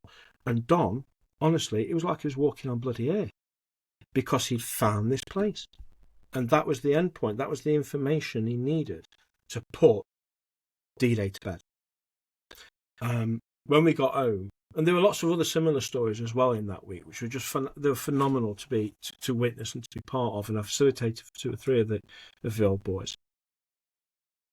And when we got home, I had a phone call from Christine, Don's daughter, and he said, "Did you never guess what? My dad's gone and got his medals out." She said, "I've never seen him before." And they're like, fucking hell, what a profound thing.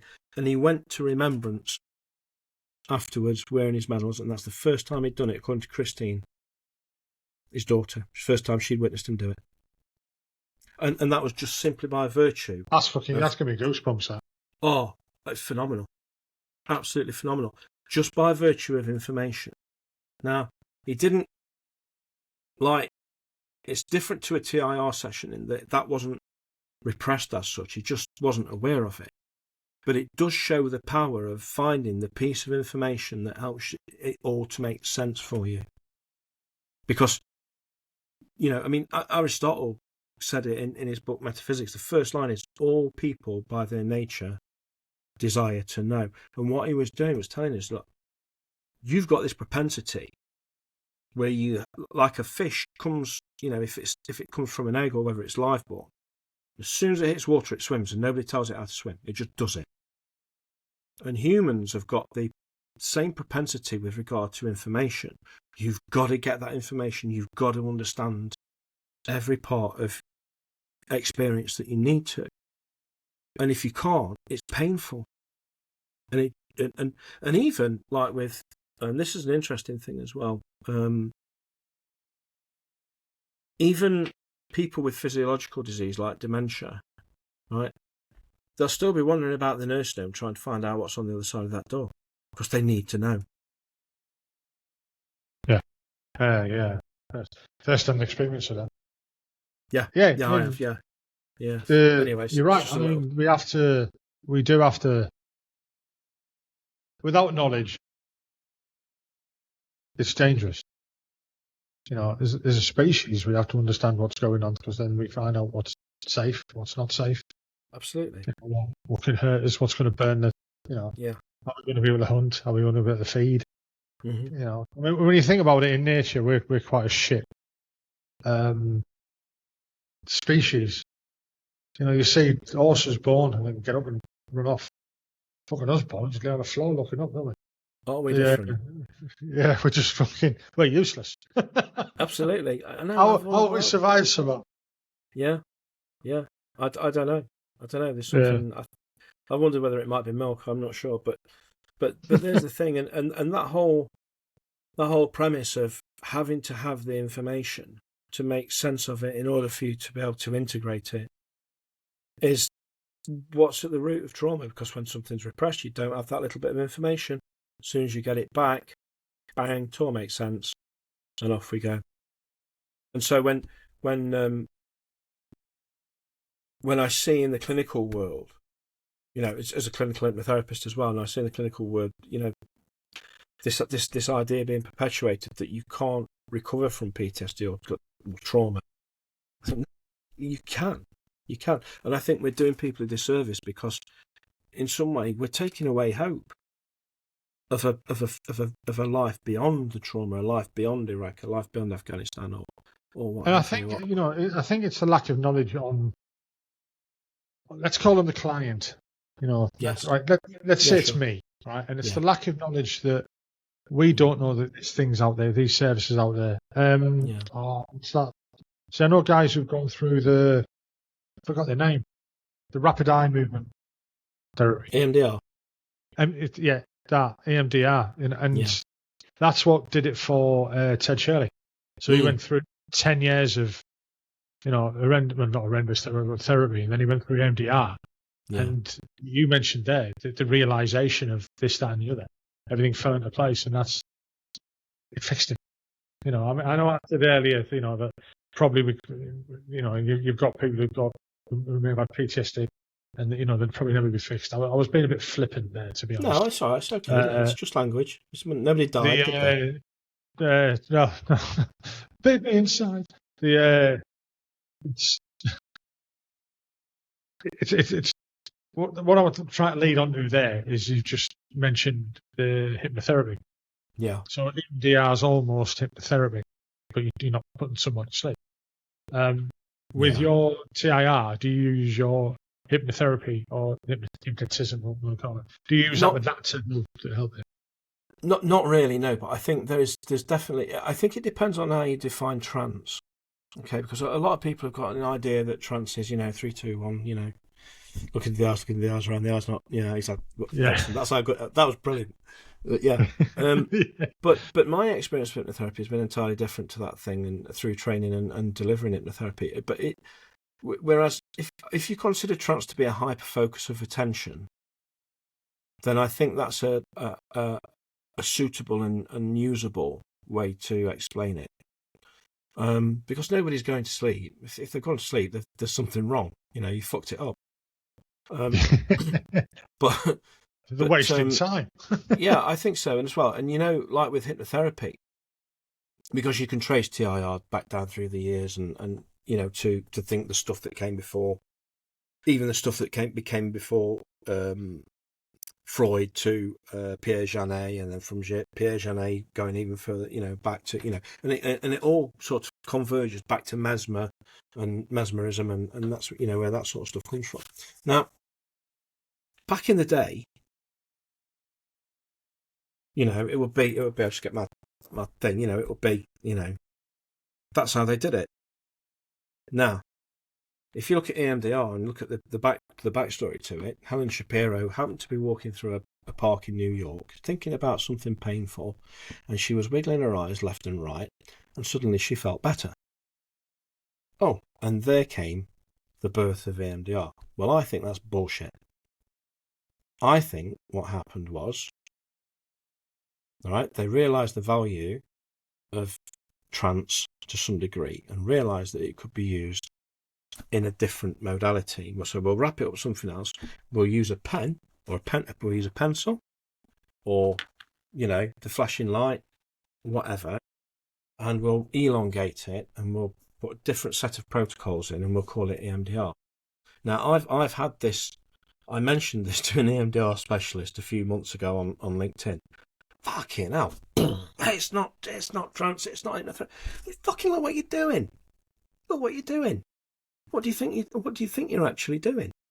So, and my own thoughts are, and it is just an opinion, and like arseholes, everybody's got one. How many times did I say that? And but I'm convinced that there's something about the hyper focus of attention that can allow a person to reduce the motivation to not be aware of something, and thereby awareness will occur.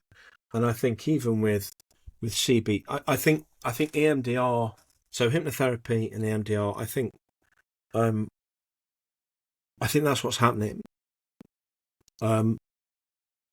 But I think to a certain degree, although TIR is not strictly hypnotic, what it does do, there is no trance stuff or anything like that, but the methodology does focus your attention on the incident at hand. I mean, quite strongly.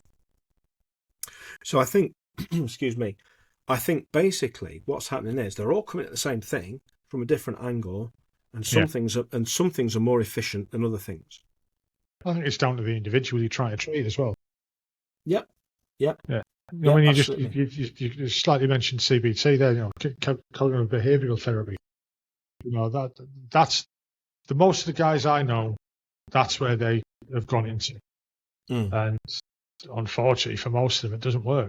No, I know. They've got to move on to other things. Again, it's like you say there, everyone's trying to reach the same end goal.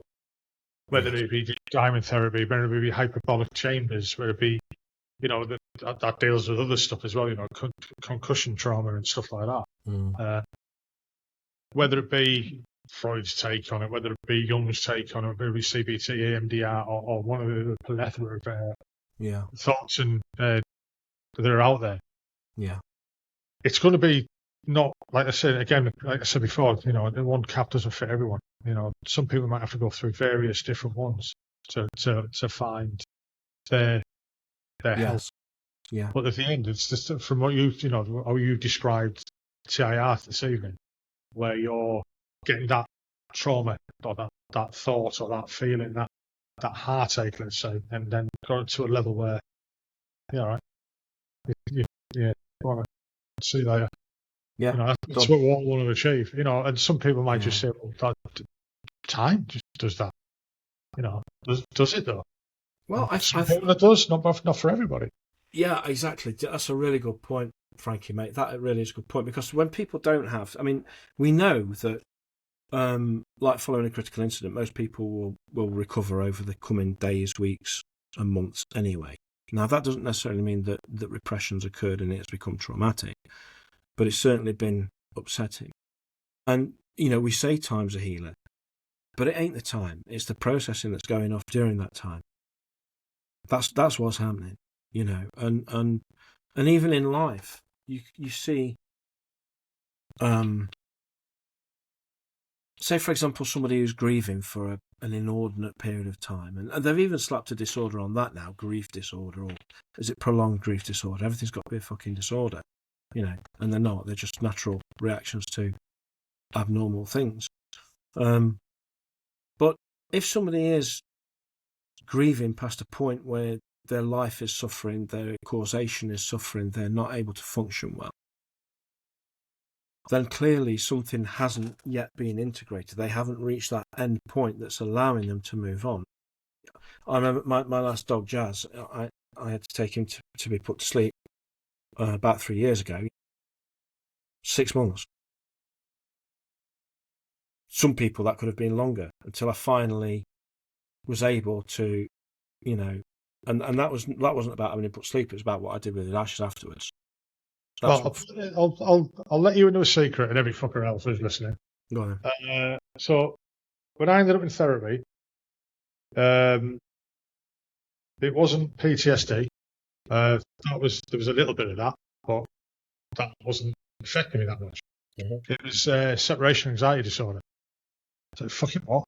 I'm just sad, am I? You know what I mean? It was the stages of grief. So I think you mentioned it when you started explaining TIR, and I think you fucking knew. You must have hypnotised me earlier, right? So me, I'm not that good. Yeah, through the eyes. That half hour beforehand, have I been running around as a chicken? For me, it was the breakdown of my marriage. Right. Okay. And the stages of grief. Mm. And it literally took me 7 years to get through them stages of grief. And I think the worst for me was the acceptance. Which is, again, I know, other people know, the stages of grief aren't linear. Yeah. They don't come like that. You don't go, oh, I'm angry. I never got angry until many years later. I got angry about it, and more to be something else. Yeah. And it's only been recent that I've when I was helping a friend last year who was going through a rough time, I'd said, one day you're just going to wake up, right? And that thought that you've been having won't be there anymore. Mm. And you'll just go, what the fuck? Where's that gone? Yeah, where's that gone? Yeah. Whether it's through therapy or natural causes, I'm going to say that's a bad word.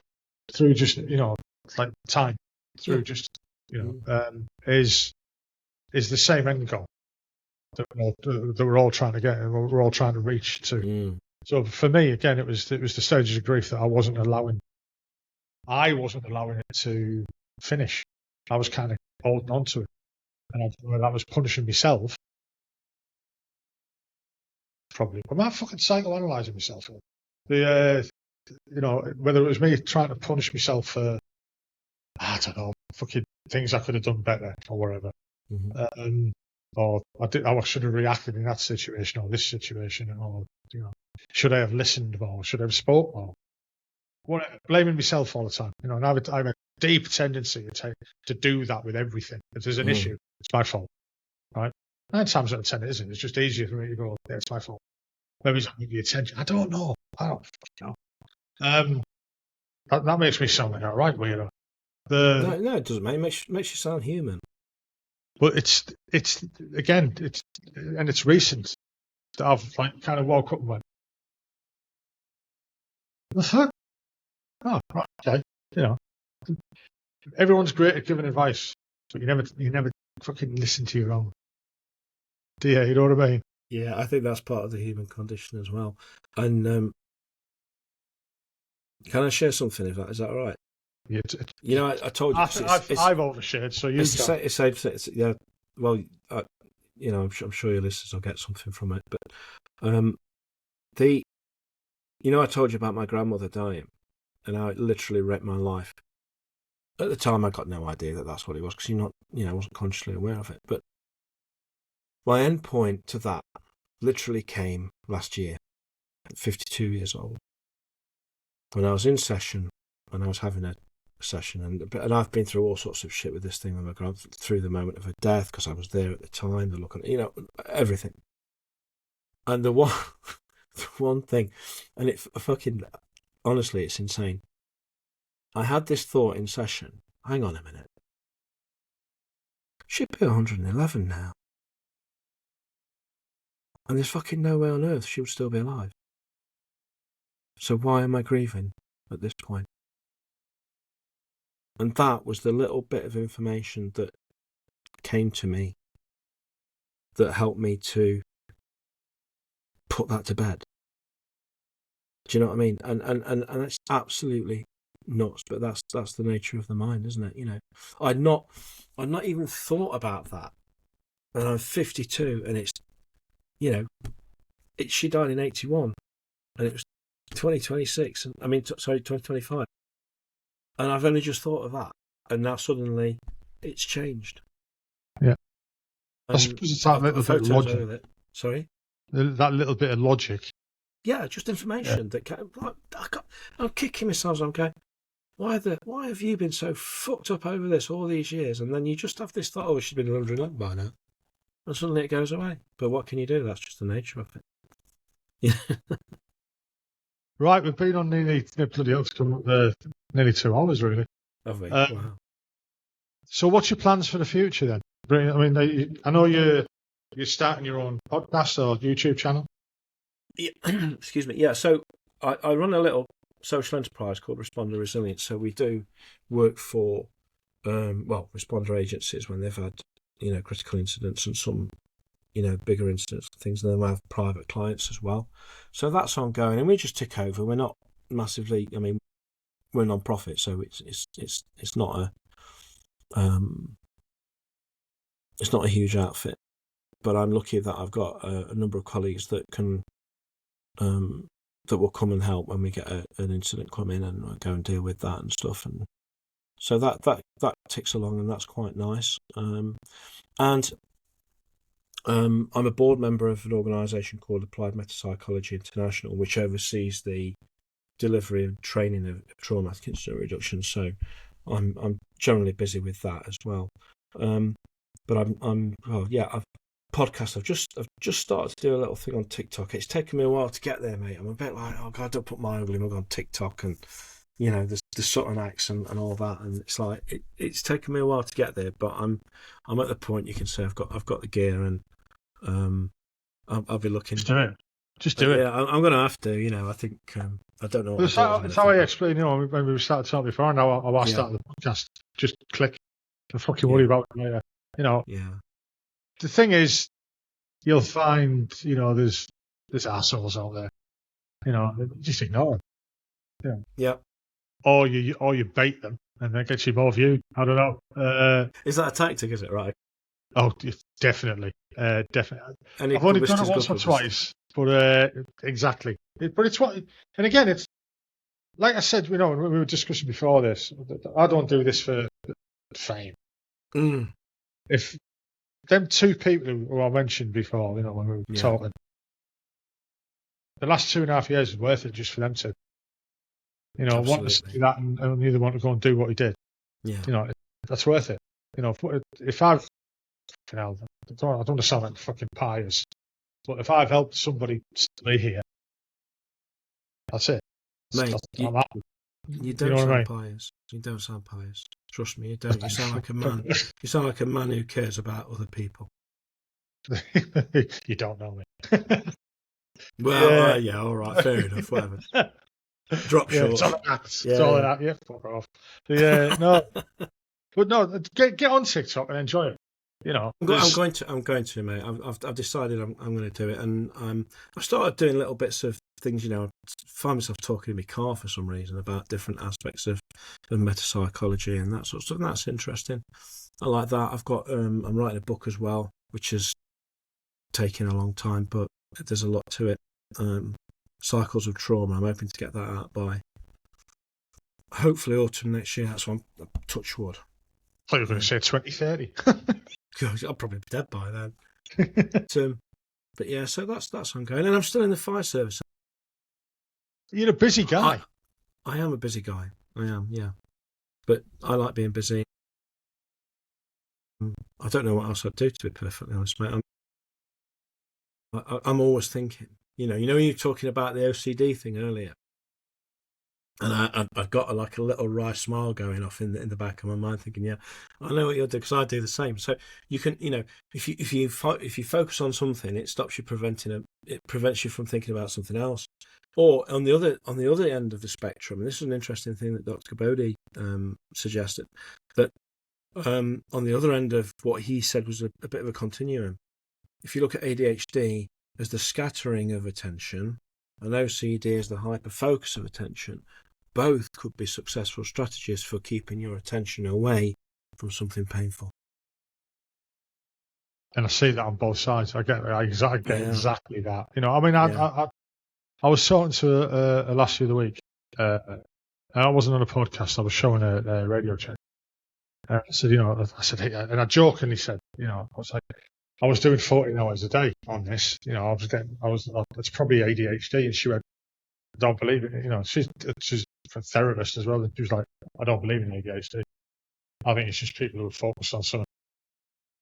You know, and either they get focused on that and everything else goes out the window, which is what I tend to do. You know, and it lasts for 3 or 4 months and then it's gone. You know, I've moved on from that. You know, and then I'll go on to something else, blah, blah, blah. Yeah. All these models. All right. I thought I'll build it. I woke up one morning, I thought I'm going to build them for the backdrop of the podcast. And I spent a fortune. You know, I was making models as a kid, you know, dirt cheap. Right. Yeah. That F870 up there, I could only get from Japan. And I wanted to get the S90, F870, the guns I worked on. But Ryobi's? I imported from Japan, it was 90 quid. Right, and the figures that were coming, because I'd ordered the wrong, I don't fucking read Japanese, I ordered the wrong thing first. I was like, the parcel's coming in 4 weeks' time, got it. And there's 7 little soldiers. I'm like, shit. I thought it was 70. I'm like, fuck. And then I bought air compressor and get them all painted up and this, that, and the other. You know, and then I've got a model waiting to get built downstairs. It's been there for 3 months. I keep looking at it. You know, something else. And it goes in cycles. You know, it goes in cycles. But I think that's just the nature of us. You know, it's what piques your interest, you get right into it, and then that piques your interest and you get right into that. But that doesn't mean you're going to, you know, you tend to think you're an expert on everything when you start doing it. You know, that's me. I think my daughters call me the fad man, and I'm known in the brigade for being faddish. Do you know what I mean? Like, I'm interested in that, then I'm interested in that, and I saw something interesting about Tommy Cooper, you know, the comedian, the late great Tommy Cooper, and they said that his family said his hobby was hobbies. Yeah. And I thought, that makes sense. Yeah. I totally get that. I get that. The podcast is the only thing I've kept at for a long time. Yeah. Everything else, but with me, it goes in circles. So it'll come back to them. I'll come back to it at some point. It's just what gets my mind going at the time. Yeah. At the moment, it's creating stuff with AI. You know, I can't stop doing that. You know, I mean, I'm not going to go on to that. 'Cause we are up to like 2 hours now. So anyway, right. So I'm going to stop the podcast now. We can have a chat about what I was going to talk about afterwards. Because people will be bored with me talking about AI and they're coming to listen to you. I've thoroughly enjoyed this one, mate. I really have. I'm glad you have. Me too. It's been good to be with you, mate. And I think I've spoke far too much, though, to be honest. Yeah, but what I've understood from what you've talked about TIR, again, I don't fully understand the process, so I kind of get it. Repetition. Oh, yeah, shit, there we go. That's it. So, and again, that's not going to happen overnight with people. But I'd just like to say thank you for coming on the podcast. Good with your book. It's been a pleasure. Thanks ever so much for having me. And honestly, I've had a great time. It's been brilliant. So thank you. Right, I'm going to stop the recording now. All right, mate. I hope you enjoyed that podcast. I enjoyed recording it.